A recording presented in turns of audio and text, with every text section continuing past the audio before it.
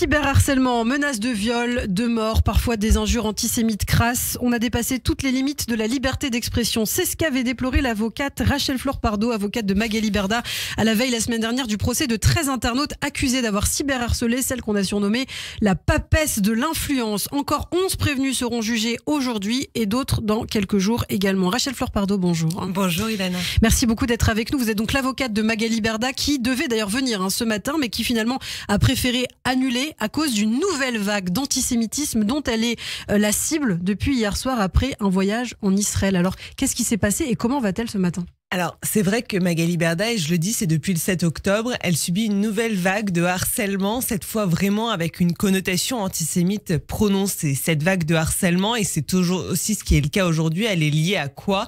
Elle est liée au soutien qu'avait exprimé le 7 octobre Magali Berda à Israël et aux Israéliens et aux civils israéliens, on le sait, qui ont été massacrés. Aujourd'hui, une nouvelle fois, Magali Berda s'est rendue hier en Israël pour tout simplement aller dans les kibboutz qui ont été touchés. Elle est sur le lieu de la rave party. Elle a été invitée par une association. Elle a été invitée par une association pour essayer de diffuser des informations sur ce qui s'est passé dans cette fameuse journée du 7 octobre. Et une nouvelle vague de haine antisémite se déchaîne depuis, et donc de nouvelles plaintes vont être déposées pour cyberharcèlement. Je tiens à préciser qu'une plainte a déjà été déposée pour ces faits de cyberharcèlement antisémite suite au 7 octobre, qu'une enquête est ouverte, est en cours au pôle national de lutte contre la haine en ligne et que nous continuerons de l'alimenter avec ces nouveaux éléments. Alors on parle de ce procès pour cyberharcèlement et justement il y a eu donc une circonstance aggravante qui a été reconnue par le tribunal pour certains donc des 28 prévenus, c'est donc l'antisémitisme. Ça a été vraiment le carburant selon vous de cet antisémitisme bien avant d'ailleurs le 7 octobre. En fait, moi je crois que quand, c'est ce que m'a en tout cas appris ce procès, c'est que quand des internautes cherchent à déverser leur haine, eh bien, ils trouvent de l'inspiration dans les pires clichés antisémites et sexistes. C'est pour moi ce que révèle le procès et les contenus des propos qui étaient visés dans les préventions de ces notamment 13 harceleurs qui étaient devant le tribunal la semaine dernière. Et je vais vous donner un des exemples. Un des messages qui a été adressé à Madame Magali Berda, c'est Hitler aurait dû finir le travail avec tes grands-parents. Donc c'est quelque chose d'extrêmement violent. Je tiens à préciser aussi que l'internaute qui s'en est pris avec ses propos à Magali Berda s'en était pris à d'autres personnalités de la communauté juive et qu'il ne cessait d'envoyer des messages à des personnalités visibles, des journalistes, des acteurs qu'il identifiait comme juifs. Le fait que Magali soit une femme, soit juive, soit puissante, tout ça c'est aussi un cocktail explosif pour être la victime idéale. Malheureusement, je ne crois pas que Magali Berda soit la victime idéale, sinon peut-être qu'elle aurait eu beaucoup plus de soutien. Par contre, et c'est peut-être un peu contradictoire, mais je crois malheureusement qu'elle est en effet la cible idéale.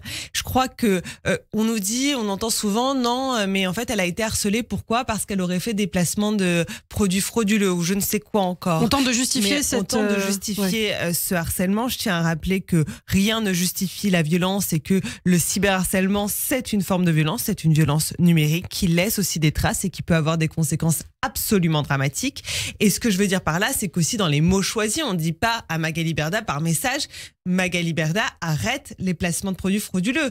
On lui dit sale sioniste, sale pute. On lui dit qu'Hitler aurait dû finir le travail avec ses grands-parents. C'est sur un tout autre registre. On ne critique pas en réalité Magali Berda pour ce qu'elle fait, mais pour ce qu'elle est. Quand vous entendez le rappeur Booba, Rachel Flor, avec qui donc tout a commencé, parler de Magali Berda comme un démon, encore la semaine dernière sur le plateau de France 2, qu'elle joue la comédie, qu'elle fait de la propagande, je cite le rappeur, est-ce que c'est de l'antisémitisme pour vous ?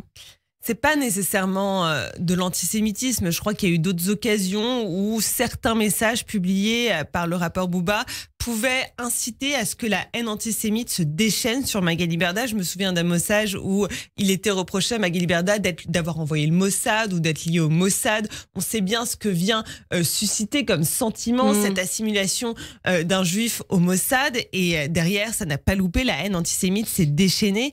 Par contre, moi, ces propos m'inquiètent quant au sentiment d'impunité qui persiste quand on parle, eh bien, tout simplement quand on parle de de cyberharcèlement, de cyberviolence, comme si finalement on n'allait pas nous toucher, on n'allait pas nous atteindre, comme si on n'allait pas comparaître devant le tribunal. Et c'est là que ce procès est important, ce procès des 28 cyberharceleurs de Magali Berda. C'est la plus grosse affaire de cyberharcèlement qu'a eu à connaître la France. Alors justement, pour terminer, le parquet a requis des peines allant de 5 mois de prison avec sursis à 6 mois de prison ferme pour les 13 premiers prévenus. 15 autres donc seront jugés aujourd'hui et à la fin du mois de janvier. Vous êtes satisfaite de ces réquisitions ? Ces réquisitions, pour moi, envoient un signal puissant qu'en France, le cyberharcèlement est une infraction et que ces faits sont considérés comme des faits graves qui ne seront pas tolérés. Et c'est là tout l'enjeu de ce procès, c'est de montrer que la justice française est au rendez-vous de ce mal nouveau qu'est le cyberharcèlement. Eh bien, merci beaucoup Rachel Fleur-Pardo, avocate donc de Magali Berda. Magali qui n'est pas venue ce matin puisqu'elle est encore victime d'une vague d'antisémitisme après une vidéo notamment d'une de ses anciennes influenceuses dont on ne citera pas d'ailleurs, triste personnage. Merci beaucoup Rachel Fleur et à très bientôt sur Radio J. Bonne journée.